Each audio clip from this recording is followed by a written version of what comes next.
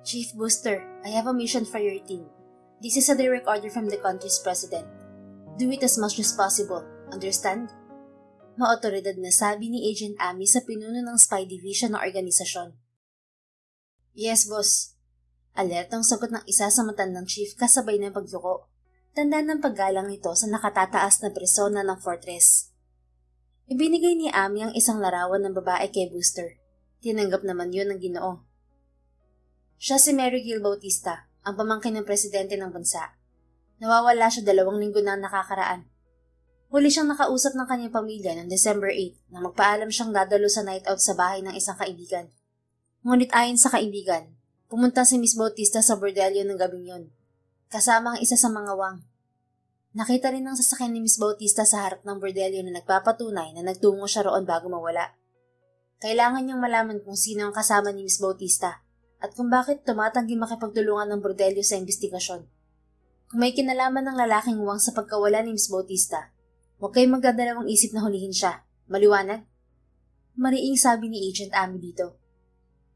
Copy that, boss. Alright, you may go.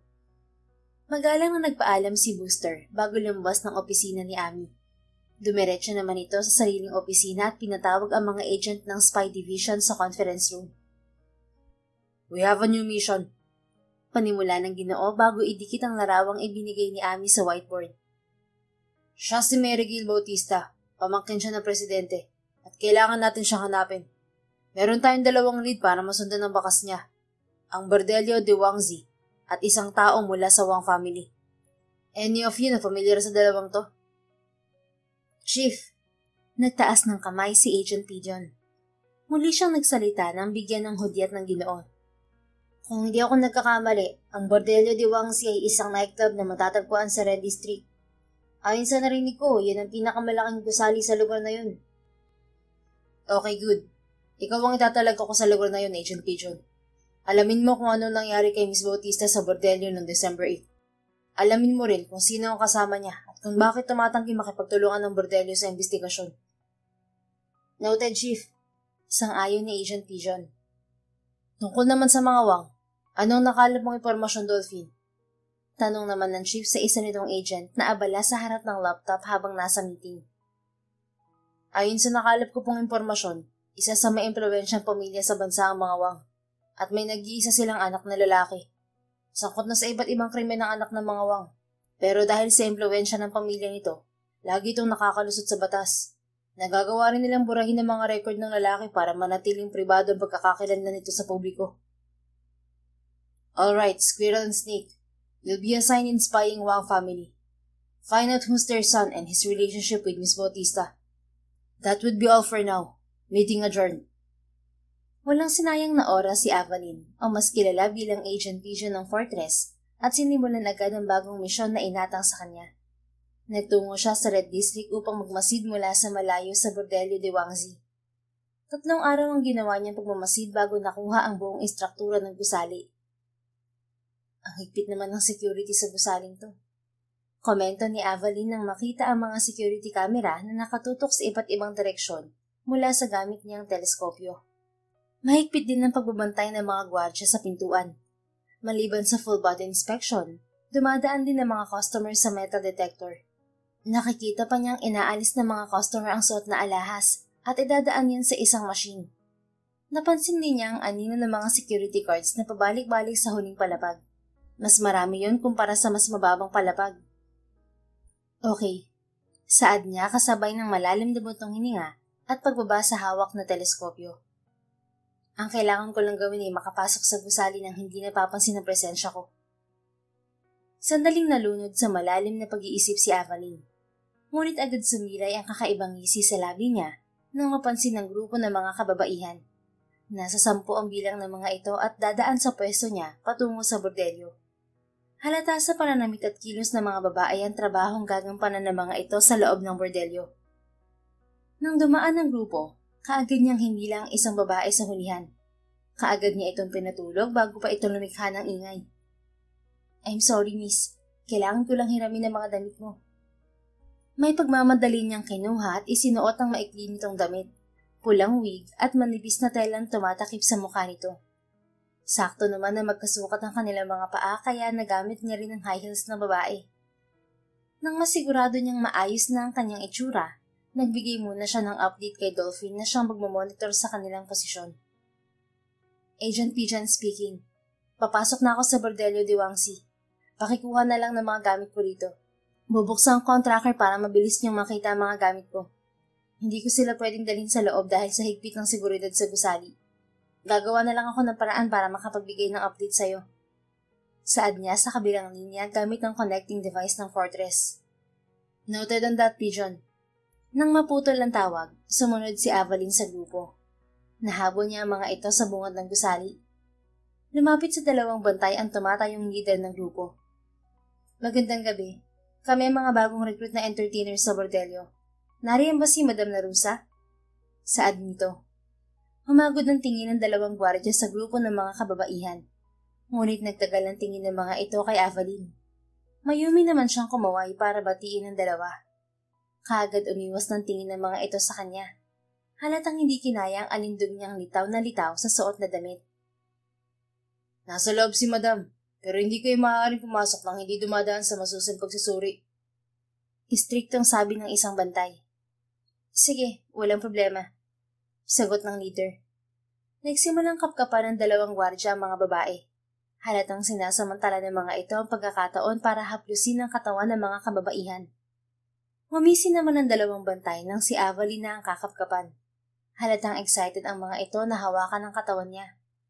Hinawakan ng isang balikat niya at humaplos yun pababa sa braso niya. Ang isang bantay naman ay nagsimulang humawak sa baywang niya pababa. Bago pa mahawakan ng dalawang bantay ang masiselang parte ng katawan niya, narinig na nila ang istriktong boses ng hindi katandaan na babae. Anong ginagawa niyo? Binigyan ko na kayo ng instructions kanina na kapag dumating ang mga bagong entertainer, papasukin niyo agad sila. Kailangan na sila sa entertainment hall. Parang napapasong dumistansya naman kay Avaline ng dalawang bantay.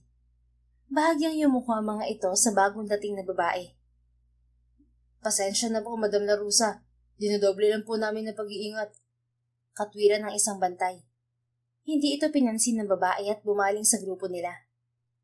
Sumunod kayo sa akin. Bilisan nyo. Bawal dito ang makupad. Masungit na sabi ni Madam Larusa. Sumunod ang grupo sa masungit na babae. Pasimple namang pinagmamasdan ni Avaline ang dinadaanan nila hanggang marating nila ang isang silid. May mga aligagang kababaihan doon na nagpapalit ng damit at walang pakialam kung wala nang saplot ang mga ito. May pagmamadali sa bawat kilos ng mga babae at hindi nag-abalang tingnan sila. Hindi ko na kayo ipapakilala sa mga kasama nyo. Araw-araw naman kayo magkakasama at siguradong makikilala nyo ang isa't isa paglipas ng mga araw. Ito ang magiging dressing room nyo. Nasa kabilang dulo naman ang quarter nyo. May kanya-kanya kayong kama. Pero kung may customer na nais kayong ilabas sa gabi, sa hot room kayo matutulog. Dumaan naman kayo sa pagsasanay kaya alam niyo na ang gagawin para paligayahin ng customer. Saad ni Madam Larusa sa grupo. Palihim na huminga ng malalim si Avaline. Mukhang kailangan niya pag-aralang mabuti ang kilos ng mga kasama niya para malaman ang trabahong gagawin niya. Wala siyang ideya sa trabahong yun, pero pabor sa kanya na manatili sa loob ng bordelyo habang ginagawa ang misyon niya.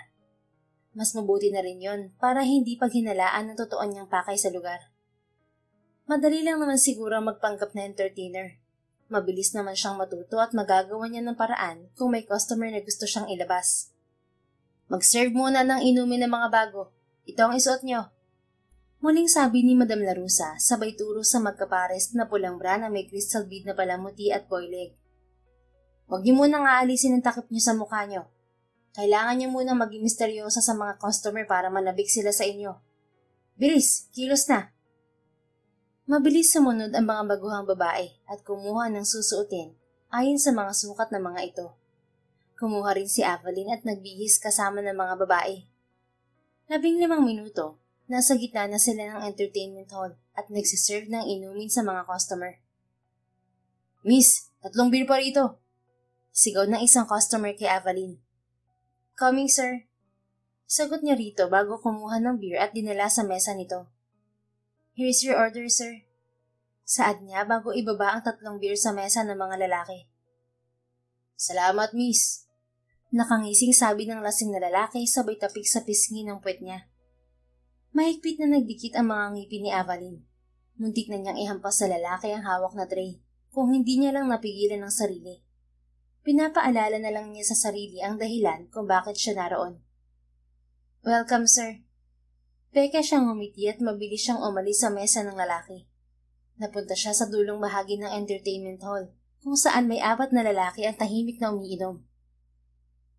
Sigurado ka ba sa plano mo, Colton? Ilang beses ka nang muntik mapahamak. Baka sa pagkakataong to, hindi ka na makalusot. Narinig niyang sabi ng isang lalaki sa grupo nang mapadaan siya. Hanggat kadikit ng pangalan kong apelidong Wang, makakalusot ako sa kahit anong problema. Automatikong tumigil sa paglalakad si Evelyn nang marinig ang sagot ng isang lalaki.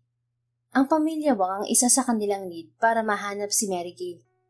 Hindi nagkataon lang ang apelido nito dahil iisang pamilya lang ang gumagamit ng apelidong Wang sa bansa. Hindi siya maaaring magkamali. Nasa bordelyo ang nag-iisang anak ng pamilya Wang. Pero iba ngayon. Kilos ka nang ikaw lang, Colton. Hinintay ni Ava kung sasagot pa ang lalaking nagmula sa pamilya Wang, pero wala na siyang narinig. Bumaling siya sa direksyon ng 4, pero isang kamay ang humablot sa braso niya. Malakas siya nitong hinila. Napangiwi siya nang marahas siya nitong isandal sa gilid ng mesa. Are you listening to us? Seryosong tanong ng lalaking may hawak sa kanya. Ito yung kanina. Napakabilis naman itong makahalata. No, sir. Napadaan lang po ako. Natatakot niyang pag-arte. Kung hindi lang siya nagpapanggap, baka binalian na niya ito ng buto. Kahit malaki ang katawan ng gwapong lalaki, kayang-kaya niya itong pabagsakin. Colton, huwag kang ang paranoid. Bitiwan mo na siya. Awat ng kasama nito sa lalaki. Hindi na tinag ang lalaki. Mahigpit pa rin ang hawak nito sa braso ni Evelyn. Sinubukan niya rin alisin ng kamay nito pero wala yata itong planong pakawalan siya. Sir, nasasaktan po ako. Hindi nito pinansin ang pagmamakaawa ng dalaga. Sa halip, inangat ng lalaki ang kamay patungo sa telang tumatakip sa mukha niya. Hinawakan naman niya ang tela para hindi yun maalis ng lalaki. Show me your face, woman. Umiling si Evelyn. Kahit nababanaag niya ang galit sa mga mata ng lalaki, hindi niya ito susundin. Wala naman kasi siyang nararamdamang takot dito. You know our rules, Mr. Colton Wang. Saad ng bagong dating na si Madam Larusa. Hindi maaaring makita ng sino man sa mga customer ang mukha ng bagong entertainer. Unless magbabayad ka para sa serbisyo niya. Dugtong pa nito. Nakahinga ng maayos si Evelyn. May pakinabang din pala sa kanya ang masungit na ginang na ito. Nasalba siya sa lalaking mayabang na ito. I'm not your customer here, Larusa. Should I remind you that? Sagot ni Colton nang hindi pa rin pinapakawalan ang braso ni Evelyn. Nakikipag-usap ito kay Madam Larusa, pero nakatitig sa mga mata ni Evelyn. Patawad, Mr. Wang, pero walang exemptions pagdating sa mga tagapaghatid aliw ng bordelyo. Ginagawa ko lang ang trabaho ko rito. Kung maaari sana, pakawalan mo ng alaga ko. Maraming naghihintay na pagsilbihan niya. May pakiusap na sabi ni Madam Larusa. Oo nga, sir. Pakawalan mo na ako. Ang sakit na kasi ng braso ko sa higpit ng hawak mo. Wala naman akong kasalanan sa iyo, ah. Napadaan lang ako sa mesa niyo tapos bigla mo na lang akong hinila. Ano po bang kailangan mo sa akin? Segunda ni Evelyn sa sinabi ni Madam Larusa. Tama siya, Colton. Pakawalan mo na siya. Hindi naman siya nakikinig sa usapan natin eh. Nakita ko nga nang dumaan siya rito. Nagulat pa ako nang bigla mo siyang hilahin. Pagtatanggol sa dalaga ng isang kasama ni Colton Wang. Pinakawala naman siya ni Colton. Hinaplos niya ang nasaktang braso. Salamat, sir. Sabi niya sa lalaki. Humakbang siya para umalis sa kinatatayuan. Pero pasimple niyang pinagmasdan ng mukha ni Colton. Itinatak niya sa isip ang itsura nito. Colton Wang, hindi ko inaasahan na ganito ang itsura mo. Pero alam kong nagtatago sa gwapong mumukha ang itim ng iyong buti. Isa kang kriminal na nagtatago sa impluwensya ng pamilya mo. Saad ni Ava sa isip. Pero nagulat siya nang biglang humarang ang braso nito sa daraanan niya. Namilog ang mga mata niya nang dumikit ang dibdib niya sa braso nito. Mabilis naman siyang umatras para umiwas. Sir naman, wala nang libre ngayon. Lahat may bayad na, kaya hindi mo pwedeng basta hawakan ng dibdib ko ng ganun na lang. Kailangan mo magbayad muna. Reklamo niya para pagtakpan ang nararamdaman niyang pagkailang. Hindi pa siya nagkakanobyo dahil sa trabaho niya, kaya wala pang kahit sino ang nakakahawak sa masiselang parte ng katawan niya. Kahit halik, hindi niya pa nararanasan. Pero isa siyang entertainer sa lugar na yon, kaya wala siyang magagawa kundi umakto bilang isang bayarang babae. Hindi ako interesado sa kahit anong parte ng katawan mo. Anong binabalak mo? Bakit mo ako pinag-aaralan? Natahimik naman si Avaline. Matalas ang mga mata ni Colton para makita ang pasimple niyang pag-aaral sa itsura nito kanina. Dapat maging maingat siya kapag nasa paligid ng lalaki. Hindi lang katauhan nito ang natuklasan niya, maging ang kakayahan nito na parang isang espiya. Pasensya na, miss. Marami na kasi nainom ang kaibigan ko eh. Kaya kung ano-anong sinasabi niya. Saad ng isa nitong kasama. Ibinaba pa nito ang braso ni Colton na nakaharang sa daraanan ni Avaline. Bumalik ka na sa trabaho. Saad naman sa kanya ni Madam Larusa. Opo, madam. Nagmamadali siyang sumunod sa babae. Nakatatak naman sa isip ni Avaline ang itsura at pangalan ni Colton. Nasolusyonan na sana niya ang misyon ng mga kasama at maaari na silang magtulong-tulong sa misyon sa loob ng bordelyo. Pero ang problema, hahanap pa siya ng paraan kung paano makakausap ang mga kasama nang hindi na-detect ng system sa bordelyo. Hindi siya maaaring mabuko, lalo pat nasa bordelyo rin ang taong hinahanap nila sa pamilya Wang. Si Colton Wang. Sa isang linggong pananatili ni Avaline sa loob ng bordelyo, laging pagsiserve ng inumin ng trabaho niya. Walang nagtangkang mag-table sa kanya dahil hanggat maaari, umiiwas talaga siya. Nagpapasalamat naman siya dahil nakakalibot siya sa buong entertainment hall. At marami siyang naririnig na maaaring makatulong sa ginagawa niyang misyon. 3 days na lang, Gallant Night na. Pupunta ba kayo? Dinig ni Avaline na excited na tanong ng isang babae sa kasama nito. Hindi na sila nakamaskara dahil hindi na raw sila bago sa bordelyo. Siyempre pupunta ako. Yun daw ang pinaka-engranding party sa kasaysayan ng bordelyo. Gusto kong malaman kung bakit, kaya hindi ko yun palalampasin. Sagot ng kasama nito. Inilagay ni Avaline ang alak sa mesa ng nag-uusap na babae. Enjoy your drinks, ma'am. Sabi niya bago lisanin ang mesa ng mga ito. Kailangan niyang pumuslit para makaalis sa entertainment hall. Plano niyang puntahan ng silid na tingin niya ay security room sa huling palapag ng gusali. Mas mataas ang seguridad sa palapag na yun, kaya nasisiguro niya na naroon ang kailangan niya. Drinks! Sigaw ng isang customer kay Avaline habang nakataas ang kamay para mapansin niya. Lihim naman siyang napangisi nang makita uli si Colton Wang. Nag-iisa na naman ito tulad noong mga nakaraang gabi. Wala siyang napansing kakaiba sa lalaki sa mga nakalipas na araw. O-order lang ito ng alak at tahimik na umiinom. You're happy to see me. Why? Sigurado nitong pahayag kay Avaline. Mukhang nahalata agad nito ang ekspresyon niyang yun kanina. Napakalinaw talaga ng mata nito. Customer ka kasi, sir.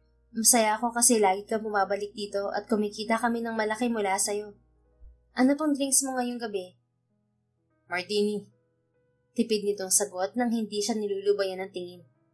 Lagi nitong ginagawa yun sa tuwing si Avaline ang nagdadala ng order nito. Marahil malaking kuryosidad nito sa kanyang itsura, na hanggang ngayon ay natatakpan pa rin ng tela. For a while, sir. Sandali siya nagpaalam kay Colton para kunin ang order nito. Hindi naman niya inaasahan na may 2 lasing na nagkakainitan sa daraanan niya. Malakas na itinulak ng isa ang kaalitan at matutumba ito sa direksyon ni Avaline. Kaya naman niyang iwasan yun, pero sa isiping nakatingin si Colton, hindi na lang niya ginawa. Hinayaan niyang magbagsakan siya ng lasing na lalaki. Inalalayan na lang niya ang sarili sa pagbagsak para hindi siya masyadong masaktan. Aray! Tulong! Sigaw ni Avaline at nagkunwaring nasasaktan. May mga customer naman na tumulong sa kanya para tumayo. Mabilis din na lumapit ang 2 bouncer at binitbit ang 2 lasing palabas ng entertainment hall. Lumapit din si Madam Larusa nang makita ang nangyari. Anong nangyari dito? Tanong nito paglapit. May mga lasing po na nagtulakan, madam. Natumbo po sa akin ng isa at masama ang bagsak ko. Nagka-sprain po yata ang paa ko. Naiiyak niyang sabi kahit ang totoo ay pag-arte niya lang yon para gawin ang plano niya. Sige, Bumalik ka na muna sa quarter nyo. Salamat po, madam. Paika-ikang naglakad si Evelyn para makaalis sa entertainment hall.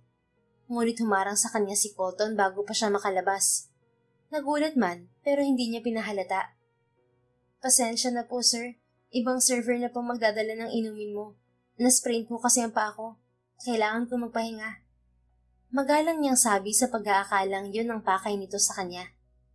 Tumingin si Colton sa paa niya. Nagulat siya nang lumuhod ito at hawakan yun. Mabilis naman siyang umatras para umiwas. Huli na nang maisip niyang nagkukunwari nga pala siyang may pilay. Nakangisi naman itong tumayo. Sprain? Saan? Kung okay ka naman bakit kailangan mo magpahinga? Unfair naman yun sa mga kasama mo. Nagtatrabaho sila ng mabuti pero ikaw magpapahinga lang. Ngumisi rin si Evelyn kahit hindi nito nakikita ang labi niya. Sigurado naman siyang pinapakita yun ng mga mata niya. Masakit po talaga pa ako, sir. Nabigla lang ako sa gagawin mo kanina kaya bigla akong umatras. Bakit kasi hahawakan mo pa ako? Lalo ko tuloy naramdaman ng sakit dahil sa ginawa mo. Masusi siyang pinagmasdan ni Colton. Tila pinag-aaralan nito kung nagsasabi siya ng totoo. Sinalubong naman niya ang tingin nito. Hindi siya nagpapakita ng kahit anong emosyon na magpapatunay na nagsisinungaling siya. You're not a real entertainer. Why are you here? Seryosong tanong nito. I'm here for my job, sir. Makatotohanan niyang sagot. Walang ideya si Evelyn kung paano nito nasabi ang bagay na yun. Siguro hindi lang siya magaling magpanggap na bayarang babae o mas magaling lang talaga itong kumilatis. Kahit ano pang katotohanan ng isiwalat nito tungkol sa pagkatao niya, hindi niya aaminin yun. Hindi nito mapapatunayan ang mga sinasabi kung patuloy siyang tatanggi. Nagtataka ako kung anong totoo mong trabaho. Nagtataka rin ako, sir, kung bakit nag-aaksaya ka ng panahon na alamin ang trabaho ko. Kung obvious naman na nakikita mo yun sa harapan mo. Sa suot kong to, hindi pa ba yung halata? Sandaling humagod ang tingin ni Colton sa katawan ni Evelyn, na tanging pulang bra at boiling suot. Nakaramdam siya ng lamig dahil sa uri ng tingin nito. Halatang pinapakita mong pagiging entertainer sa suot mo. Pero halata rin, tinatago mo ang totoo mong trabaho. Hindi mo ako maluloko, Ava. Kunwari napasinghap sa gulat si Ava nang sambitin nito ang ginagamit niyang nickname sa bordelyo. Kilala mo ako, sir? Nakakatawa naman at kilala ako ng isang makisig at gwapong lalaki na gaya mo. Nakakaganda ang bagay na yan, sir. Salamat. I'm watching you, Ava. Babala nito bago siya talikuran. Nakahinga naman ng maluwag si Ava nang umalis si Colton. Pakiramdam niya hindi siya nito titigilan hanggat hindi nasusukol ang pagkatao niya. Ava! Narinig niya mula sa likuran kaya bumaling siya roon at nakita niya si Lini. Isa rin itong entertainer na naging kaibigan niya sa bordelyo. Anong sinabi sa ni Sir Colton? Bakit nagkausap kayo? Tanong nito paglapit sa kanya. Wala, nag-follow up lang siya ng order sa akin. Talaga? Hindi naman niya ugaling mag-follow up ng order Pwede naman siyang mag-utos sa iba at dalhin yun sa opisina niya. Hindi siya yung mismong lalapit at ipapaalala ang alak niya. Wait, may opisina si Sir Colton dito? Gulat niyang tanong. Ava, ilang araw ka na ba rito at hindi mo alam na si Sir Colton ang boss natin dito? Literal naman siyang napasinghap. Yun talagang ay kinagulat niya dahil wala namang nagsasabi sa kanya na ito ang boss nila. Marahil yun ang dahilan kung bakit ayaw makipagtulungan ng bordelyo sa kaso ni Mary Gil Bautista. Kung may kinalaman si Colton sa pagkawala ng babae, siguradong masusukol agad ito at hindi yun hahayaan ng mga wang. Oh my God, hindi ko alam. Akala ko customer siya at suki ng bordelyo kaya lagi siyang narito. Kaya pala kilala niya kung sino ako. Gulat niyang reaksyon. Kilala ka niya? Oo. Tinawag niya ako sa nickname ko kanina. Nagtataka nga ako kung paano niya nalaman Pero dahil siya ang boss, hindi na yun nakapagtataka. Dapat kilala niya ang mga empleyado niya. Imposible naman yun. Si Madam Larusa lang ang kilala niyang empleyado sa bordelyo. Paano kanya nakilala? Sinira ko ng record natin bago pa niya yun nakita. Mahina nitong sabi na tila sarili lang nito ang kinakausap. May sinasabi ka ba, Lini? Tanong niya dito kahit malinaw niyang narinig ang sinabi nito. Lalo niya rin sinain ng mga record ng entertainer sa opisina ni Madam Larusa. para hindi mabuking ang iligal niyang pagpasok sa bordelyo. Pero may gumawa na pala niyon. Hindi niya alam ang dahilan ni Lily kung bakit sinira nito ang mga record nila, pero makabubuti yon para sa kanya. Ang sinasabi ko tungkol kay Sir Colton, napapansin ko kasi na lagi siya ngayong nasa entertainment hall. Kadalasan kasi nasa opisina lang siya doon umiinom. Baka type ka niya. Ikaw kasi ang lagi niyang tinatawag para mag-serve ng inumin niya. Huwag kang malisyosa, Lily. Nagkataon lang siguro yun. Parang ang galit yun sa akin lagi eh. Matagal na ako rito, Ava. At isa yun sa napansin ko kay Sir Colton. Type ka niya. Ay nako, huwag na nga natin pag-usapan yan. Babalik na ako sa quarter Sumasakitan pa ako eh. Paalam niya kay Lily. Baka kung saan pa mapunta ang usapan nilang dalawa. Hindi rin siya komportableng pag-usapan si Colton kasama si Lily. Parang kakaiba sa pakiramdam na hindi niya maipaliwanag. Pakiramdam niya ay may kakaiba kay Lily kapag si Colton ang paksa nilang dalawa. Sige, magpahinga ka muna. Ngumiti si Ava kay Lily at paika-ikang bumalik sa quarter nila. Nang makarating doon, mabilis siyang nagpalit ng damit. Itim na spaghetti sando at leggings ang nakita niya sa drawer niya na maayos suotin. Kumuha rin siya ng tela para itakip sa mukha niya bago sumampa sa bintana. Ginamit niya ang makitid na daan sa gilid ng gusali para makarating sa huling palapag. Nang makarating sa pakay na silid, sumilip siya sa bintana. Nakita niya ang isang lalaki sa harap ng isang computer. Matyaga siyang naghintay roon. Nang makita niyang lumabas ang lalaki, sa kanya binuksan ng hindi nakalak na bintana. Dahan-dahan siyang pumasok sa loob ng silid. Iisipin niya sana ang normal na silid yun, kung hindi lang nakapanghihinala ang malaking espasyo nun. Sobrang laki ng silid na pwede nang ikumpara sa entertainment hall. Alam niya may mga hidden monitors sa mga pader, kung bakit ganoon yun kalawak. Umupo si Evelyn sa harap ng computer. Bihasang nagtipa ang mga daliri niya sa keyboard. Napangiti siya nang unti-unting lumitaw ang malaking monitor sa silid. Sinasabi ko na nga ba, tamang hinala ko. Nagtatago sa mga pader ang security system nila. Nakangisi niyang sabi. Okay, ang kailangan ko na lang makita yung footage ng December 8. Hinanap niya ang kuha ng security camera noong December 8. Matatagalan siya kung panonoorin niya ang lahat ng nangyari noong December 8. Kaya tinignan niya muna ang record ng guest noong araw na yon. Hinanap niya ang oras ng pagpasok ni Mary Gil Bautista sa bordelyo. There you are. Nakangisi niyang sabi nang makitang 9:26 ng gabi dumating si Mary Gil sa bordelyo. Sunod naman tinignan ni Evelyn ang footage simula 9:26 p.m.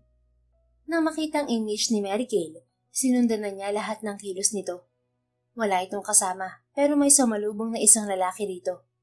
Halatang may relasyon ng dalawa dahil sa pananabik ng mga ito sa isa't isa, hanggang pumasok ang mga ito sa isa sa mga hot room sa 4th floor. Pinabilis ni Ava ang pag-play ng footage. Umaga na nang lumabas ang dalawa, pero sinalubong ang mga ito ng mga kalalakihan, at isa na roon si Colton. Nagtalo pa ang lalaki at si Colton bago umalis ang magkapareha. Sinundan ni Ava ang tinahak ng dalawa. Pero nagulat siya nang damputin ang mga ito ng mga gwardya at isinakay sa itim na kotse. Agad naman niyang kinuha ang plate number ng sasakyan. Sino ka? Anong ginagawa mo rito? Saad ng isang lalaki kasunod ng alarm sa buong silid. Mukhang mapapalaban ako ngayong gabi Bulong ni Agent Pigeon at bali walang tumayo habang pinatunog ang mga daliri. Sapat na ang kanyang mga nakita. Kailangan na niyang lisanin ang silid at humanap ng paraan para makapagbigay ng update sa mga kasama. Umatras naman ng lalaking may makapal na salamin nang tumingin siya rito. Hinigpitan muna ni Evelyn ang tali ng tela sa likod ng ulo niya para siguraduhin na hindi yun matatanggal. Tumakbo naman ang lalaki patungo sa pinto nang humakbang siya palapit dito. Wala siyang planong kahit na ano sa lalaki dahil ang bintana sa likuran nito ang pakay niya. Ngunit bago pa siya makasampa sa bintana, sumigaw na ang isang boses mula sa likuran niya. Huwag kang kikilos kung ayaw mong paulunan ka namin ng bala. Itinaas ni Ava ang dalawang kamay habang nakatalikod.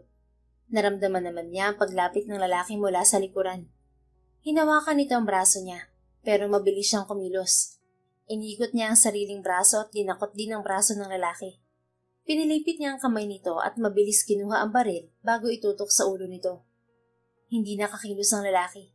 Ginawa niya itong panalag sa mga kasama para makalabas sa pintuan. Hindi na siya maaaring dumaan sa bintana. Siguradong mahuhulog siya kapag pinaulan na ng mga ito ng bala. Kaunting galaw sa bagang ulo ng kasama niyo. Seryoso niyang pagbabanta sa mga ito. Walang nagtangkang kumilos sa mga kalalakihan, kaya nakalabas siya sa pintuan. Nang masiguro ni Agent Pigeon ng distansya sa mga kalaban, pinukpok niya sa ulo ang hostage niya saka tumakbo. Kailangan niya munang mag-report bago makipaglaban.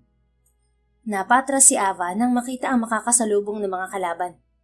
Walang pagdadalawang isip niyang pinihit ang seradura ng pintuan sa gilid niya. Nagpasalamat naman siyang bukas yun. Hanapin niyo! Hindi pa yung nakakalabas sa palapag na to.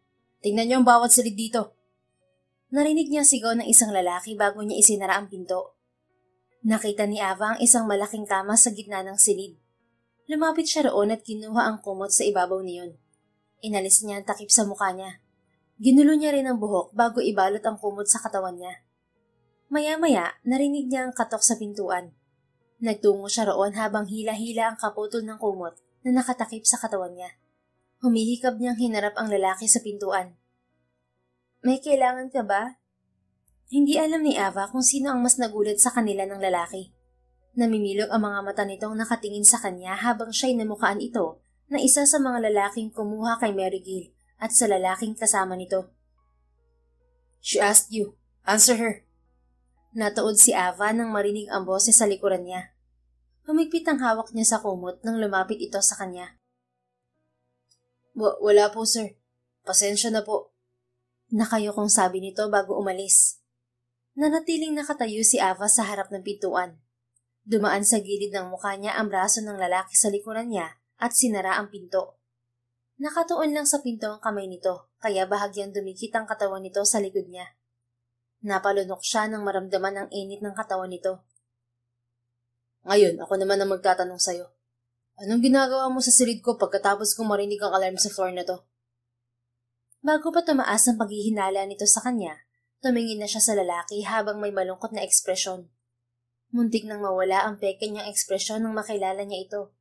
Pero kailangan niyang panindigan ng pagpapanggap. Sir Colton, sorry po kung sinundan kita rito. Kakatok sana ako kaya lang natakot ako sa alarm. Mabuti hindi po nakalak ang pintuan kaya nakapasok ako rito. Pasensya na kasi ginamit ko ang kumot mo. Natakot lang po talaga ako at nagtago sa ilalim ng kumot. Pasensya na po talaga. Napansin ni Ava na hindi kumukurap si Colton at tila namamanghang nakatingin sa mukha niya. Ngayon niya magagamit ng itsura niya dahil wala siyang takip na tela. Sir? Malambing niyang untag sa binata at sinadya pa niyang ihilig ang pisngi sa braso nito. Pinapungay pa niya ang mga mata habang nakatingin dito. Inaakit mo ba ako para pagtakpan ang ginawa mo? Wala pa akong ginagawa, sir. Kung papayag ka, baka may gagawin pa lang ako. Gusto nang kutusan ni Ava ang sarili dahil maging siya ay hindi matanggap na parang hinahain ng sarili kay Colton. Kung hindi lang dahil sa trabaho niya, hindi niya yun gagawin. Napasubo lang siya para hindi nito mabuko. Yan ba talagang sadya mo sa silid ko, Ava? Akala ko ba may spray ng paa mo? Paano mo ko nasundan dito? Malambing nang umiti si Ava at marahang hinaplos ang dibdib ni Colton na nakasuot ng roba. Mukhang naliligo ito kanina nang pumasok siya dahil medyo pasapa ang buhok nito. Tiniis ko sakit na pa ako para masundan at masolo ka, Sir Colton. Pero hindi naman kita pipilitin kung ayaw mo. Nakita ni Ava ang unti-unting pagsilay ng ngiti sa labi ni Colton. Nagulat siya nang bigla itong yumuko at binuhat siya. Oh shit! Bulalas niya at agad pumalibot ang dalawa niyang braso sa batok ni Colton para hindi mahulog. You mumbled the sexy word, Ava. Now that you offer yourself, let's sleep together. Kulang na lang ay tumalon si Ava sa pagkakabuhat ni Colton nang marinig ang sinabi nito.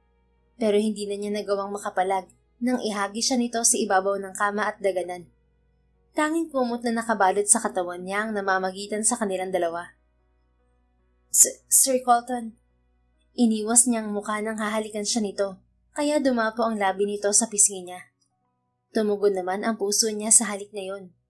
Malakas yung kumabog na parang kinakabahan. Mas kinabahan pa yata siya sa halik ni Colton kaysa sa mga kalaban niya kanina. Narinig ni Ava ang marahang pagtawa ni Colton, kaya tumingin siya rito. Pero maling galaw ang ginawa niya.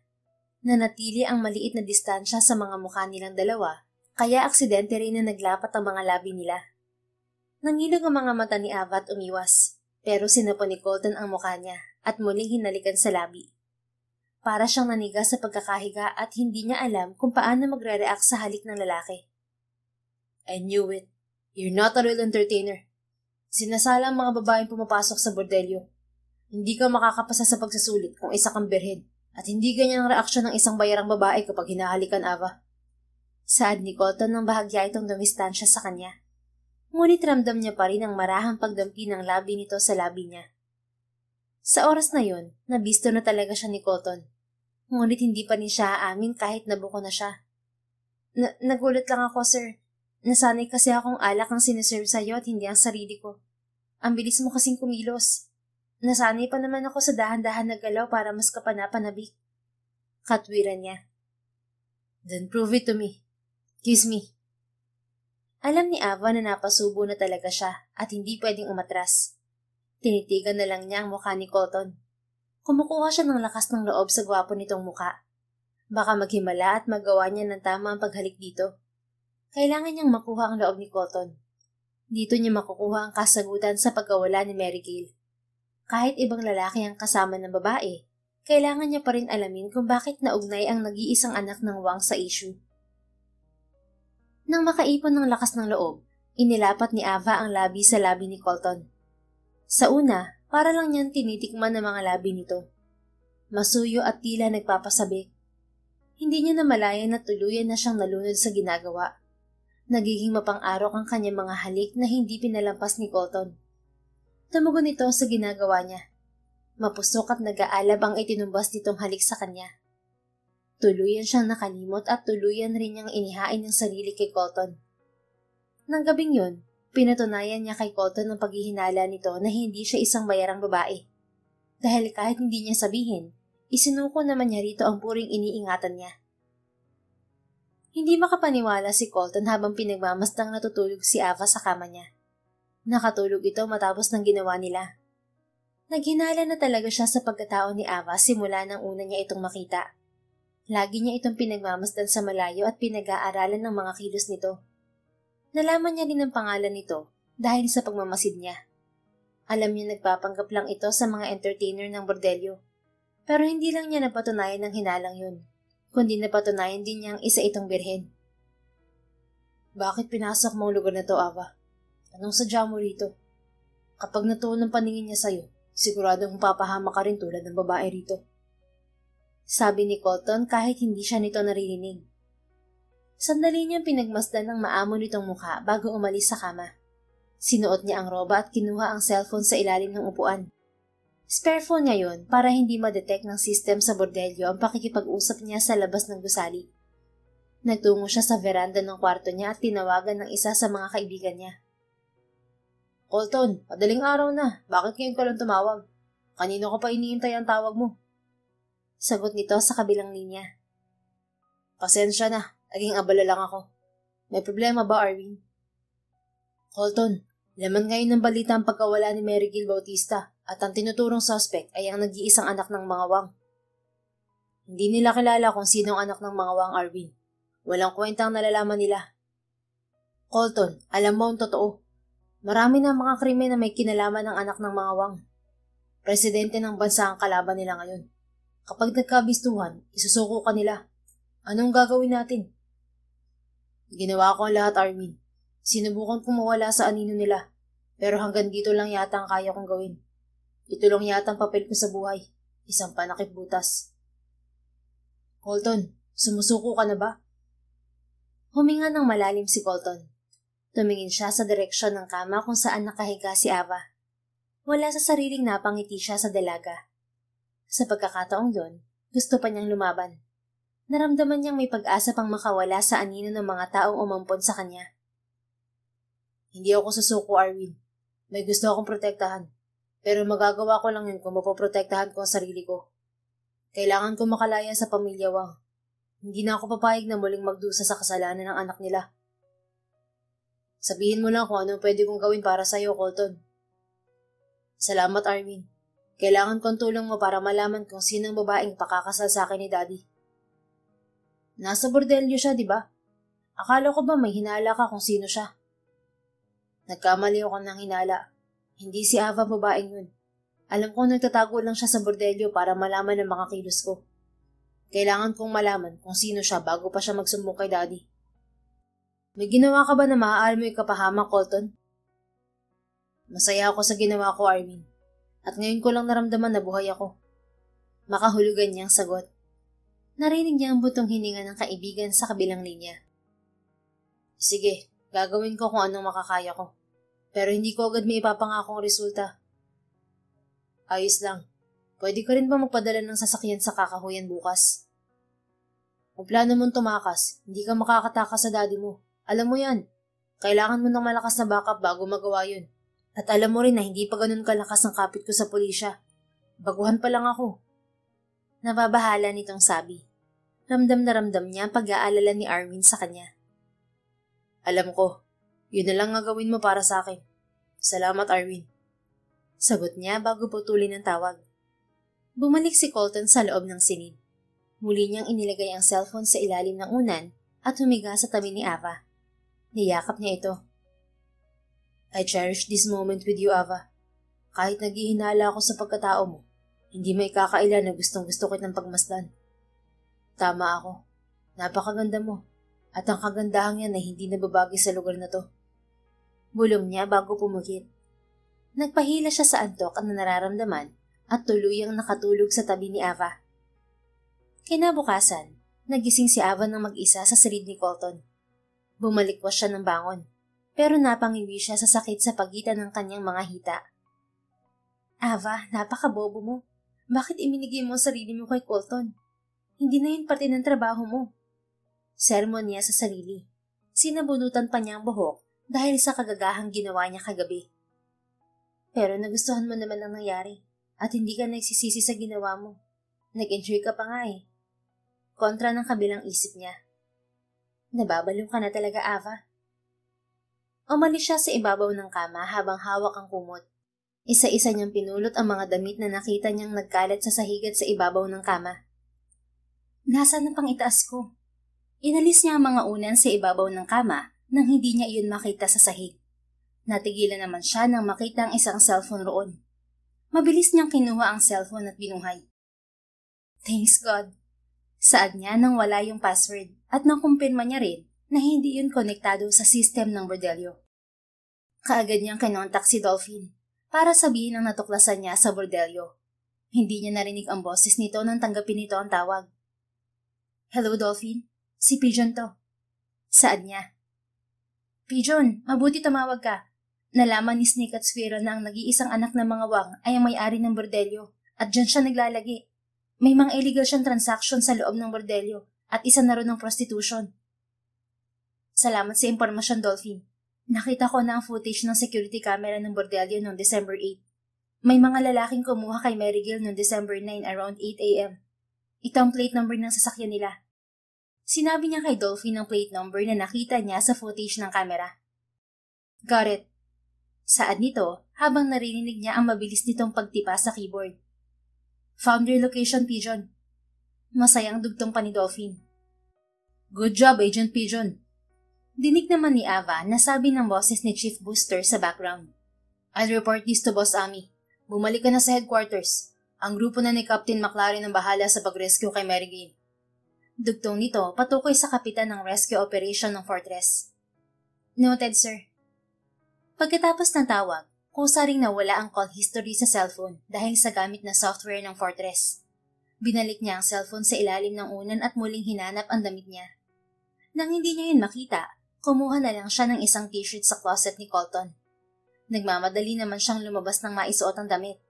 Ayaw niyang maabutan siya roon ni Colton. Hindi niya alam kung paano ito haharapin pagkatapos ng nangyari. Pagdating sa quarter, seryosang mukha ni Madam Larusa ang sumalubong sa kanya. Saan ka galing? Bakit ganyan ang suot mo? Damit niya ng isang lalaki ah. Nagtrabaho ka ba nang hindi ko alam? Sunod-sunod nitong tanong. Nasa likuran naman nito ang ibang entertainer, kasama si Lini. Kasama ko po si Sir Colton kagabi, Madam. Sagot niya. Ngumiti naman si Madam Larusa. Good. Hindi ka nagsisinungaling. Alam ko nasa kwarto ka ni Sir Colton kagabi dahil sa report ng isang gwardya na nakita ka niya roon. Magbihis ka na pumunta sa opisina ko. May ipapagawa ako sa'yo. Bilisan mo ang kilos. Ayaw ka nang mabagal. Opo, madam. Nang lumabas si Madam Larusa sa quarter, lumapit sa kanya ang mga kasama niya. Girl, masarap ba si Sir Colton? Ang tagal ko na rito pero kahit tibli ng buhok niya hindi ko pa nahahawakan. Ang swerte mo naman, nakasama mo siya sa kwarto niya. Naiinggit na sabi ng isang babae. Hindi yun pinansin ni Ava at kumuha na lang ng panibagong pares ng mga damit. May nangyari ba sa inyo ni Sir Colton, Ava? Bumaling si Ava sa nagsalita at nakita niya si Lini. Walang nangyari sa amin, Lini. Nag-usap lang kami at natulog. Maging siya ay hindi kumbinsido sa ginawa niyang palusot, lalo na kapag bumabalik sa isip niya ang ginawa nila kagabi ni Colton. Namumula ka, Ava. Ibig sabihin may nangyari talaga sa inyo. Anyway, bilisan mo ang kilos. Baka mainip si Madam sa paghihintay sa'yo. Sasama ako pagpunta mo sa kanya mamaya. Saad nito bago siya talikuran. Nagkibit-balikat na lang siya sa kakaibang kilos ni Lini. Nagtungo siya sa banyo at mabilis na naligo. 30 minutos ang nakalipas, patungo na siya sa opisina ni Madam Larusa kasama si Lini. Pinagbuksan siya ng pinto ng gwardyang nakabantay sa pintuan ng opisina nito. Umalis sa pagkakaupo si Madam Larusa sa swivel chair nito nang makita sila. Nagtaka naman siya nang pumunta roon si Lini at ito ang umupo sa swivel chair. I hate seeing someone getting what is mine. Seryoso nitong sabi habang matalino na nakatingin kay Ava. Hindi kita maintindihan, Lini. Colton is mine, Ava. Kinukuha mo siya sa akin. Hindi pa rin kita maintindihan, Lini. Wala akong inaagaw. Pwede bang ipaliwanag mo sa akin ang tinutukoy mo? At saka bakit nakaupo ka riyan? Upuan niya ni Madam Larusa. Sinulyapan pa niya ang Madam. Tahimik lang itong nakatayo sa isang tabi na parang natatakot. My position is higher than her, Ava. I'm not a hooker like you. I am Colton's soon-to-be wife. At isang kasalanan ng ginawa mong papunta sa kwarto niya. Hindi nga ako nakakapasok doon, pero ikaw na malandi ka, nakipagsiping ka pa sa kanya. Pagdidiin nito. Ngumisi naman si Ava. Alam na niya ang dahilan kung bakit kakaibang Lini ang nakikita niya sa tuwing si Colton ang pinag-uusapan nila. Isa itong obsessed na babae sa lalaking tila wala namang pakialam dito. It's not my entire fault, Lini. Blame that to your soon-to-be husband. We both enjoyed pleasuring each other last night. Nakangisi niyang sabi at pilit binabaliwala ang kirot na nararamdaman sa puso niya. Kung alam sana niyang ikakasal na si Colton, pinigilan sana niya ang sarili. Pero nangyari na ang lahat at wala na siyang magagawa para burahin yun. Girls, pinag-aawayan niyo bang adopted brother ko? Saad ng isang lalaki na kapapasok lamang sa opisina ni Madam Larusa. Tumingin si Ava sa lalaki. Kaagad niya itong namukaan. Ito ang lalaking kasama ni Mary Gill na kinuha rin ng mga tauhan ni Colton. Nakapagtatakang naroon ito kung kasama rin itong dinukot. Ngumisi kay Ava ang lalaki at namamanghang pinagmasdan ang buo niyang katawan. Siya ba ang tinutukoy mo, Lini? Hindi na ako magtataka kung pinatulan siya ni Colton. Kahit sinong lalaki, hindi tatanggi sa kagandahan niya at kaseksihan. Saad nito habang hinahagod ng tingin ng kabuuan ni Ava. Hindi ko hinihingi ang opinion mo, Boston Wang. Isama mong babae niyan sa collection mo at wag na wag mong hahayaan na muli siyang makalapit kay Colton. Yun lang ba ang gusto mo, Lini? Madali lang gawin yan. Sa ganda niya, siguradong malaking perang ibibigay niya sa akin. Inangat ng lalaki ang kamay patungo sa mukha ni Ava, pero nabitin yun sa ere nang dumagundong ang boses ni Colton sa silid. Touch her or you'll meet your end, Boston. Tumawa si Boston Wang bago harapin si Colton. Tumayo naman si Lini at lumapit sa dalawang lalaki. Namutla rin si Madam Larusa at hindi malaman ang gagawin. Tumingin din si Avalyn kay Colton at hindi niya inaasahan ang galit sa mga mata nito. Parang nagmamadali rin itong pumunta roon dahil sa susunod na pagtaas-baba ng dibdib nito. Para itong naghahabol ng hininga. Tumakbo ba ito? Para saan? Nalaman kaya nito na dinala siya ni Lini sa silid na yon? Sa isiping yon ay nawala ang inis niya kay Colton nang malaman na ikakasal na ito kay Lini. Ano bang kaya mong gawin bukod sa pagiging anino ko, Colton? Mayabang na tanong ni Boston dito. Kaya kong isuko ang sarili ko sa mga pulis para malaman nilang tungkol sa'yo at sa mga ginagawa mo. Mataas na tao ang kalaban mo ngayon, Boston. Hindi mo dapat ginalawang pamangkin ng presidente. Kailan ka pa nagkaroon ng lakas ng loob para sumalungat sa kagustuhan ko, Colton? Alam mong malakas ang loob ko para lusutan ng mga problema mo, Boston. Hinahayaan lang kita noon dahil tinuturing kitang tunay na kapatid. Pero ngayon, sumusobra ka na. Kailangan nang itigil ang ginagawa mo para sa kaligtasan ng mga babaeng naging biktima mo. Talaga? Paano mo magagawa yun, ha? Ang tanong, kaya mo ba? Malalaman mo kung kaya kong gawin kapag hinawakan mo kahit dulo ng buhok ni Ava. Saad ni Colton at lumapit kay Ava. Hinarang nito ang sarili sa dalaga.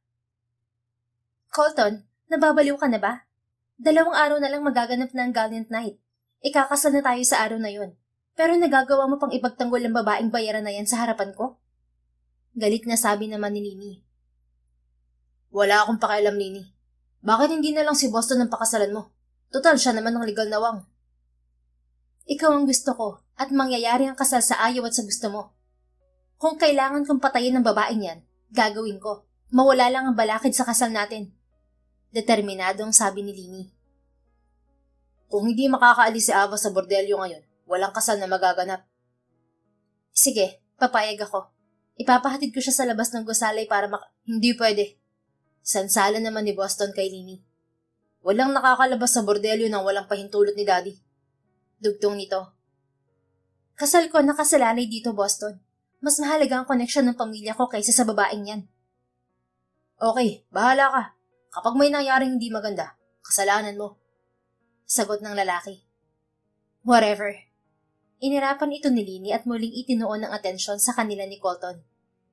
Ipapahatid ko siya, ako maghahatid sa kanya.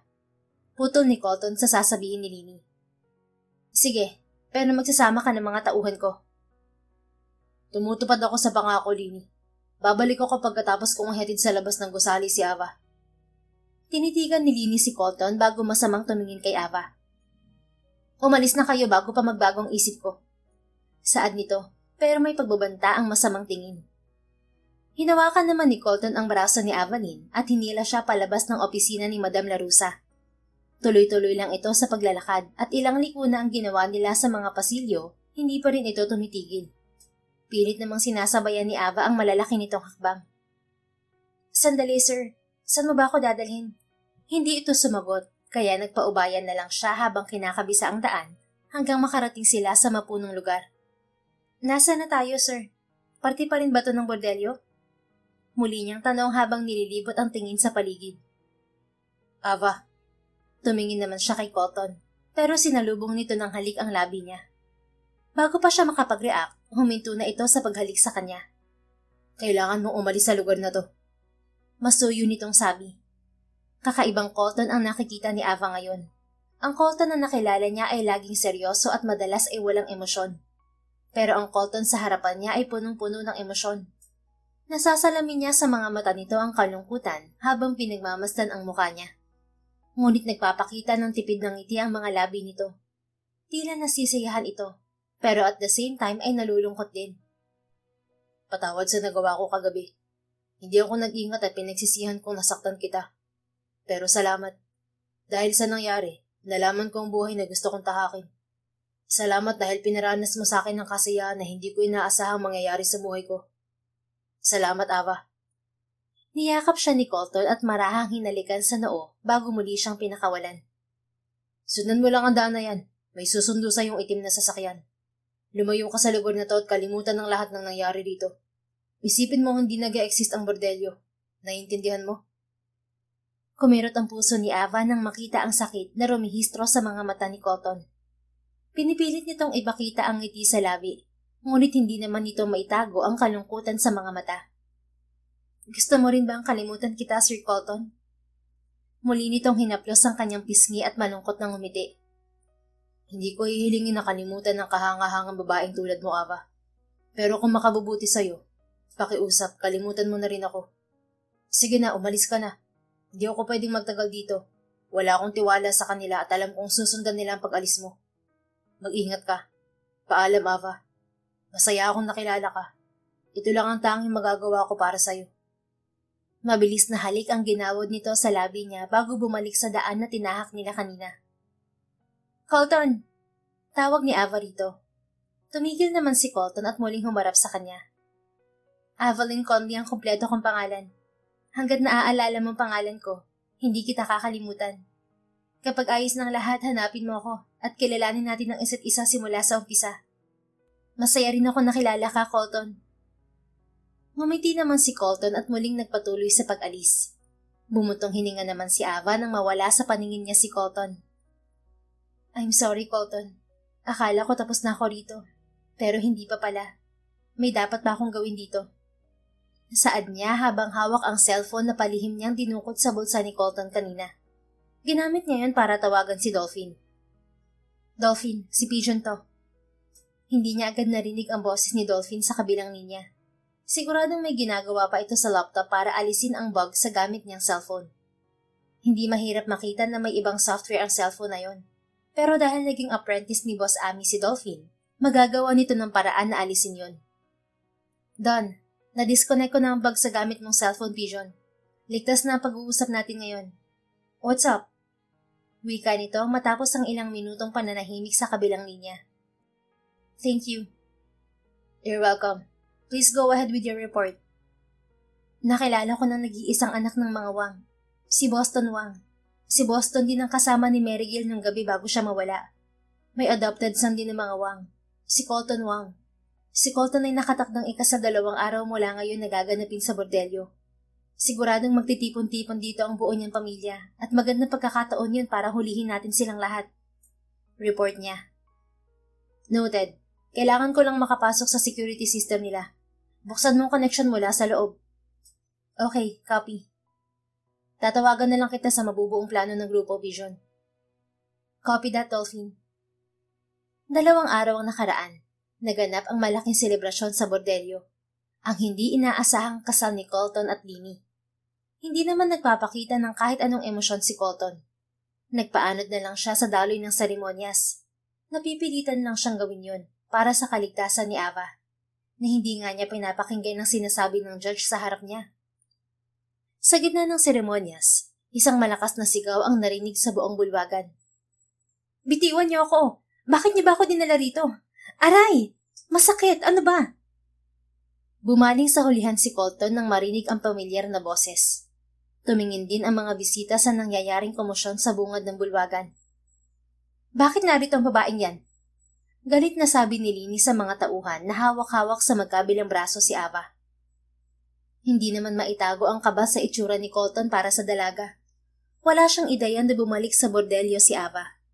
Iniisip niyang ligtas itong nakaalis dahil sa ginawa niyang pagpigil sa mga tauhan ni Boston na susundan sana si Ava para maging kasangkapan sa iligal nitong negosyo. Pasensya na po, ma'am. Nakita po namin siyang lumabas sa security room. Kahina-hinala ang kilos niya at kasuotan niya. Kaya kaagad namin siyang hinuli.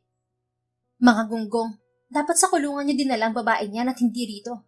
Inaantala niyo ang kasal ko. Sigaw ni Lini sa mga tauhan. Nagkaroon po ng malfunction ang security system natin at naapektuhan ang seguridad ng buong bordelyo. Apektado rin po ang mga lock sa selda kaya wala rin silbi kung kukulong namin siya roon. Nabahalan naman ng mga bisita, lalo na si Pete Wang, ang ama ni Boston. Imposibleng masira ang security system ng bordelyo, maliban na lang kung may sumira niyon mula sa loob. Naniningkit ang mga matang tumingin ang matanda sa nakangising si Ava. Kumaway ito sa mga bisita sa loob at binati ang mga naroon. Mr. Jose Manyari, kamusta ang negosyo? Marami ka bang na-scam ngayon? Oh, Mrs. Leonilda Meneses, mas talo kang mamabata ah. Ilang milyon kaya ang kinuha mo sa mga empleyado mo para lang gastusin sa katawan mo?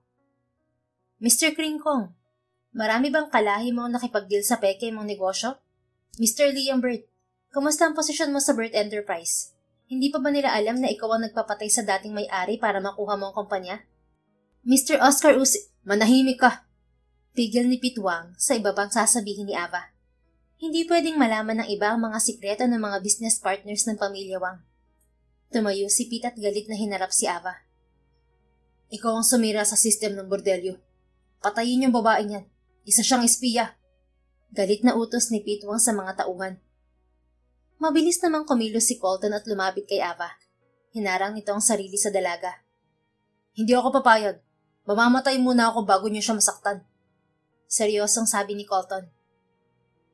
Colton, umalis ka riyan. Nasisiraan ka na ba? Pinapahamak mo ang sarili mo. Sigaw ni Lini. Pero hindi natinag si Colton sa pagkakatayo. Traidor! Galit na sigaw na naman ni Pituang habang nakaduro ang tungkod nito kay Colton. Patayin niyo ang dalawang yan! Inangat ng mga tauhan ni Pituang ang mga sandata patungo sa direksyon ng dalawa. Bumaling naman si Colton kay Ava at niyakap ang dalaga. Ava, you're the best thing that happened in my life. Handa akong mamatay kasama ang babaeng nagturo sa akin ng salitang kasiyahan. Madamdaming sabi ni Colton. Halata sa boses nito ang pagtanggap sa kung ano man ang mangyayari sa kanilang dalawa sa kamay ng mga tauhan ng ama. Niyakap din ni Ava si Colton na nagpangiti sa binata. Colton, sayang ang kagwapuhan mo at kagandahan ko kung mamamatay lang tayo rito. Magparami muna tayo ng lahi bago tayo mamatay. Dapa! Kasabay ng pagsigaw ni Ava ay pagkamatay ng ilaw. Nakadapa naman ang dalawa sa sahig habang umuulan ng bala sa buong bulwagan. Colton, kung gusto mong magparami ng lahi kasama ako, huwag kang mamamatay rito. Bili ni Ava kay Colton bago ito gumapang para simulang makipaglaban. Ngumiti naman si Colton at nabuhayan ng loob. Alam niyang marami ang mga tauhan ng daddy niya, pero pangahawakan niya ang sinabi ni Ava. Malakas ang kutob niya na ito ang dahilan sa kaguluhang nangyayari roon. Yun ang kaguluhan na panghahawakan niyang babago sa kanyang buhay. Gumapang si Colton para makalabas sa bulwagan. Sinalubong naman siya ng hindi pamilyar na lalaki. Hep, hindi ako kalaban. Pigil nito sa kanya nang aatake siya. Ikaw si Colton, di ba? Ako si Captain Bravo ng Fortress Combat and Field Mission Division. You're what? Muling tanong ni Colton. Hindi siya pamilyar sa fortress na tinutukoy nito, pero malinaw niyang narinig na isa itong kapitan. Evo na lang, kakambal ni Ava. Naging formal naman ang itsura ni Colton nang malaman na kapatid ito ni Ava. Kinagagala kitang makilala, Evo. Tumawa naman si Evo bago ibigay sa kanya ang isang baril. Save the formality later, brother. Makikilala ka rin namin pagkatapos ng kaguluhan dito. Ihanda mo na lang ang sarili mo para harapin ang mga magulang namin ni Ava. Kinabahan naman si Colton. Hindi niya alam kung paano niya haharapin ang mga magulang ni Ava. Lumaki siya sa orphanage at ang itinuring naman niyang pamilya ay walang pakialam sa kanya. Iniisip niyang hindi sapat ang mga ginawa niya para makuha ang pagmamahal ng mga ito. Paano siya kikilos sa harapan ng mga ito? Kilos na, brother. Huwag mo munang isipin ang gagawin sa harap ng mga magulang namin. Magpaparami pa kayo ng lahi ni Ava, di ba? Magpakatotoo ka lang. Muling sabi ni Evo. Thank you. Tipid ng ngiti niyang sabi. Oh, gamitin mo. Hinagis ni Evo ang isang baril kay Colton. Sinalo naman yun ni Colton at nagsimula na ring makipaglaban. Sa gitna ng kaguluhan, hinanap niya sa paligid si Ava kahit kaliwat kanan ang putukan. At mayroon pang pagsabog sa loob ng bordelyo. Colton, lumabas na tayo. Sigaw sa kanya ni Evo. Pero hindi niya ito pinansin at sinuong ang isang parte ng bordelyo na nag-aapoy. Ay, bagay talaga kayong dalawa. Pareho kayong pasaway ni Ava. Narinig niyang sabi ni Evo bago siya makalayo rito. Ava! Sigaw ni Colton habang hinahanap si Ava. Nahihirapan siyang makita ang paligid dahil sa usok. Ava! Muli niyang sigaw. May narinig siyang putok ng baril hindi kalayuan sa pwesto niya, kaya nagtungo siya roon. Ganoon na lamang ang gulat niya nang makita si Ava habang nakikipaglaban. Nakakahanga ang husay nito sa combat. Maging ang paggamit nito ng baril ay napakahusay rin. Mabilis nitong napatumba ang 4 na kalaban. Nagulat naman si Colton nang makitang itinutok ni Avalyn ang baril sa kanya. Yoko! Mabilis yumuko si Colton tulad ng sinabi nito. Pinutok ni Ava ang baril bago narinig ni Colton ang pagbagsak ng isang bulto sa likuran niya. Tumingin siya roon. Hindi niya alam kung anong mararamdaman sa kasalukuyang sitwasyon ni Pitwa. Dumudugo ang kamay nito at tinamaan ng bala ni Ava. Dad, mahinang sambit ni Colton. Lalapitan niya sana ang ama, pero dinampot nito ang nahulog na baril gamit ang walang sugat na kamay. Tinutok nito kay Colton ang baril. Pero naging maagap siya. Nagawa niyang barilin ang hawak nitong baril bago pa nito nakalabit ang gatilyo. Tumawa si Pitwang. Halatang hindi pa rin ito nawawalan ng pag-asa kahit naubos na ang mga tauhan nito. Matalim itong nakatingin sa kanila ni Ava. Wala kang utang na loob, Colton. Kung hindi dahil sa akin, nasa ampunan ka pa rin ngayon. Ibinigay ko sa'yo ang karangalan para maging anak ko. Pero anong ginawa mo? Ikaw pa ang sumira sa pamilya natin. Galit nitong sumbat. Anak, Dad, naririnig mo ba ang sinasabi mo? Itinuring ko kayong pamilya, pero hindi niyo ako itinuring na anak. Gamit ko lang ang apelyido mo para pagtakpan ng ginagawa niyo ni Boston. Ginagamit niyo lang ako bilang pananggalang sa mga krimen niyo. Ako ang sumasalo sa mga kasalanan ginawa niyo. Kaya kung may dapat sisihin dito, kayo yun. Kayo ang sumira sa pamilyang to. Umalis na tayo, Colton. Sigaw ni Ava nang dumating ang dalawang lalaki na nakasuot ng combat suit at may tatak na fortress sa dibdib. Hinawakan ng dalawa si Pitwang. Nagpumiglas naman ang matanda pero hindi ito pinakawalan ng dalawa. Paalam, Dad. Isang huling tingin ang ibinigay ni Colton sa ama bago ito tinalikuran. Tumakbo sila ni Ava sa lagusang dinaanan nila nang ihatid niya ang dalaga paalis ng bordelyo. Yun ang ginamit nilang daan para makarating sa labas. Nakita naman nilang naghihintay sa labas ang ilan sa mga empleyado ng bordelyo kasama ang grupo ni Ivo. Napansin pa ni Colton na umiiyak si Madam Narusa kasama ang mga nakaligtas na entertainer. Congratulations! Makakapagparami na kayo ng lahi. Nakangising sabi ni Ivo. Seryoso namang bumaling si Ava kay Colton at hindi pinansin ang panunukso ng kapatid. I'm sorry, Colton, pero kailangan mong sumailalim sa investigasyon ng Fortress. Huwag ka mag-alala. Kapag napatunayan na wala kang kasalanan, malaya ka nang gawin ang gusto mo. Hawak na rin ng Fortress si Boston at Pitwang. Under investigation naman si Mrs. Wang at Lenny, maging ang pamilya nito dahil sa mga illegal na nangyari dito. Humiti naman si Colton bago yakapin si Ava. I'm willing to cooperate if it's needed. Thank you for setting me free under my family's evilness, Ava.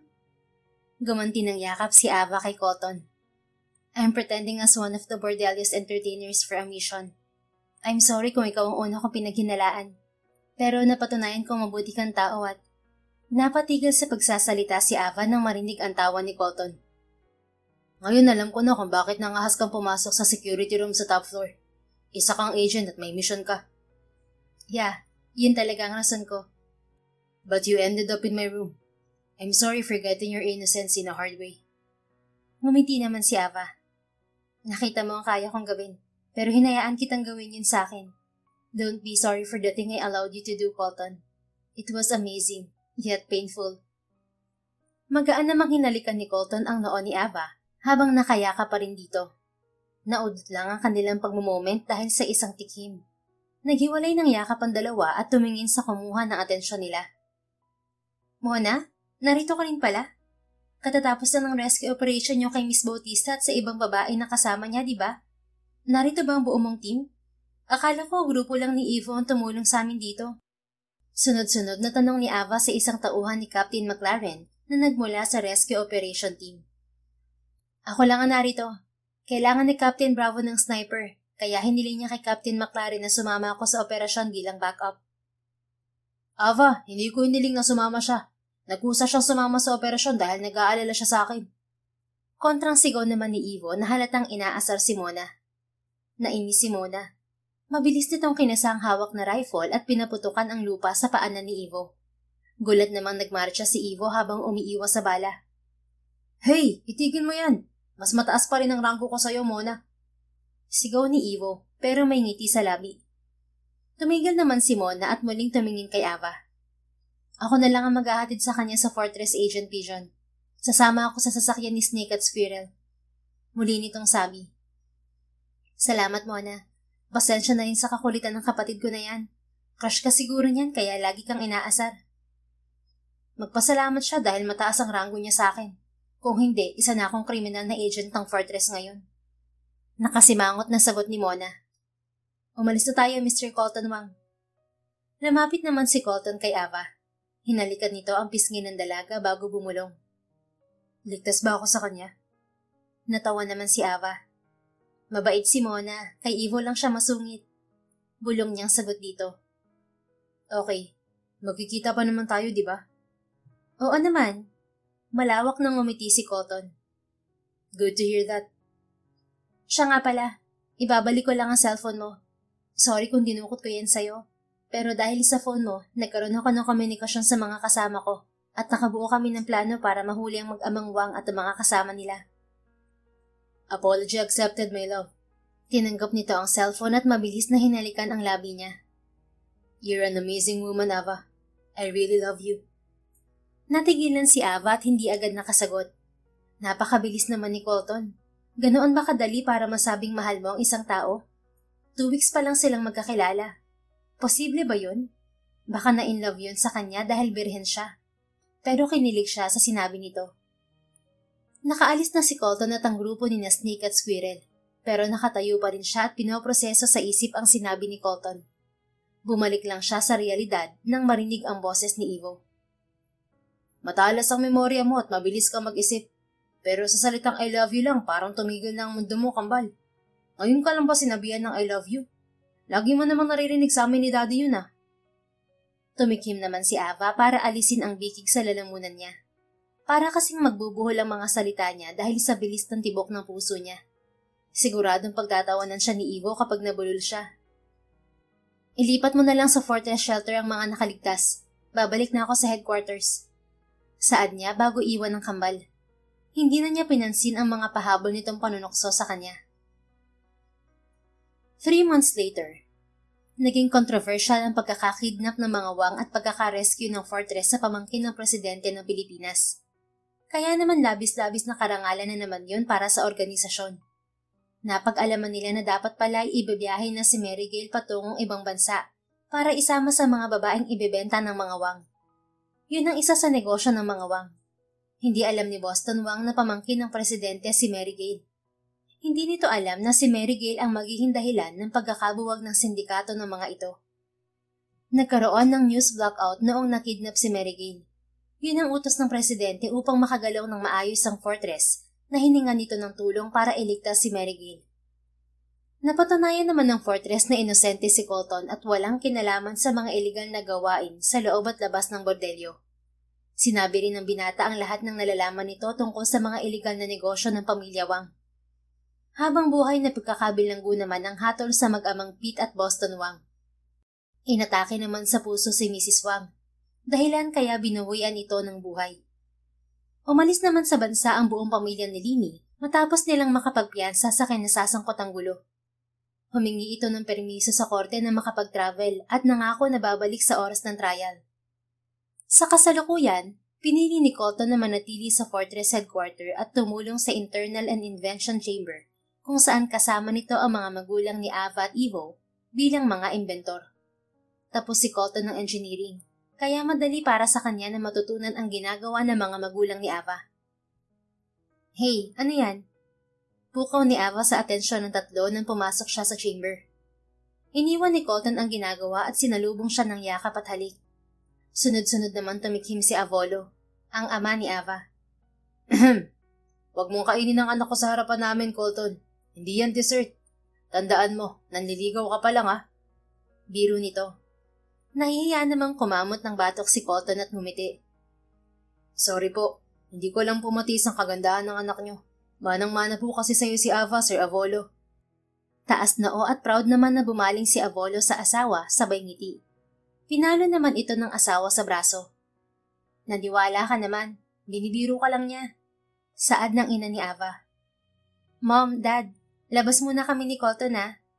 Hindi na agad palabas ni Ava si Colton bago pa ito pigilan ng daddy niya. Paborito kasi nitong apprentice si Colton dahil mabilis daw itong matuto sa mga bagong imbensyon ng chamber. Dinala ni Ava si Colton sa man-made underwater dining hall ng Fortress. Nakikita nila roon ang mga live sea creatures habang kumakain. Pinaghandaan mo ba to?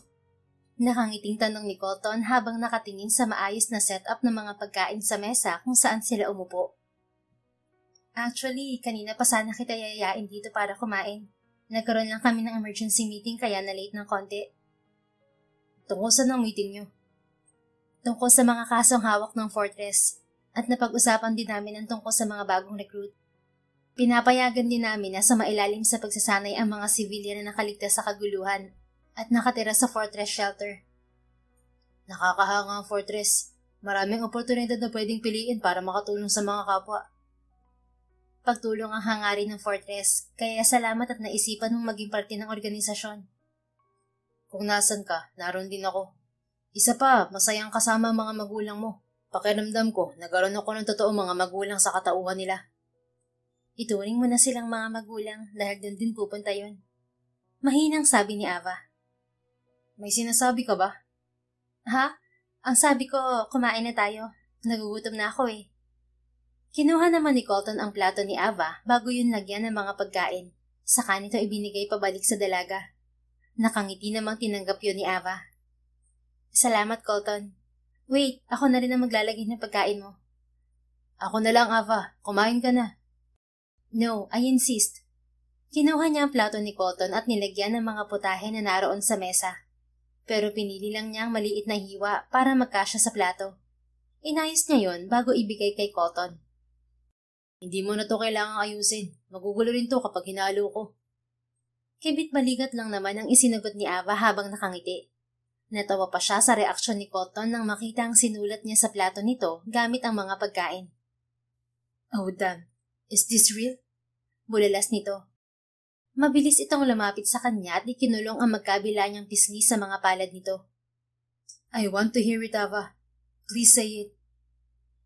Ngumiti si Ava at binigkas ang salitang isinulat niya sa plato ni Colton. Yes, I heart you. My heart will always belong to you, Ava. I love you. Naramdaman ni Ava ang pagmamahal sa mga salita at tingin ni Colton. Hanggang ngayon, pinapabilis pa rin ito ang tibok ng kanyang puso sa mga tingin na yon. Mahirap pigilan ang damdamin, kaya kusang tinawid ni Ava ang pagitan ng mga mukha nila ni Colton. Naramdaman niya ang bahagyang pagkagulat nito nang halikan niya ito. Yun ang unang beses na siya ang unang humalik dito. I love you too, Colton. Sambit niya sa pagitan ng halik. Nang maramdaman ni Ava na lumalalim na ang halikan nila ni Colton, kusa na siyang tumigil. Ayaw niyang maging center of attention sa dining hall, lalo pat hindi lang sila ang naroon.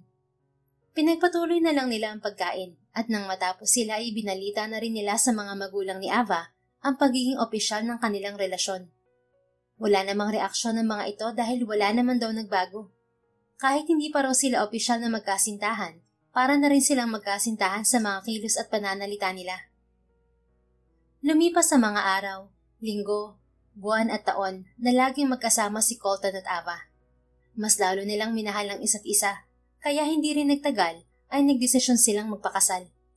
Masaya ang buong pamilya ni Ava para sa kanilang dalawa. Hindi rin matatawaran ng kasiyahan ni Ava, lalo na nang magkaroon sila ng anak na lalaki ni Colton. Hindi naman nakaapekto ang trabaho niya sa Fortress sa pagiging hands-on wife at mom niya para sa dalawang lalaki na kumumpleto sa buhay niya.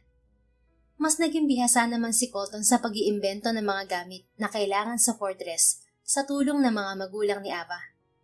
Kahit pareho silang abala sa kani-kaniyang trabaho, hindi naman nila nakakalimutan ang responsibilidad sa kanilang pamilya. Mas pinatibay pa niyon ang pagmamahal nila para sa isa't isa. The end. Kung nagustuhan mo ang istoryang ito, please don't forget to like, comment, and share it with your friends. Your support really makes a difference. Thank you and see you sa ating next story. Keep safe and be blessed.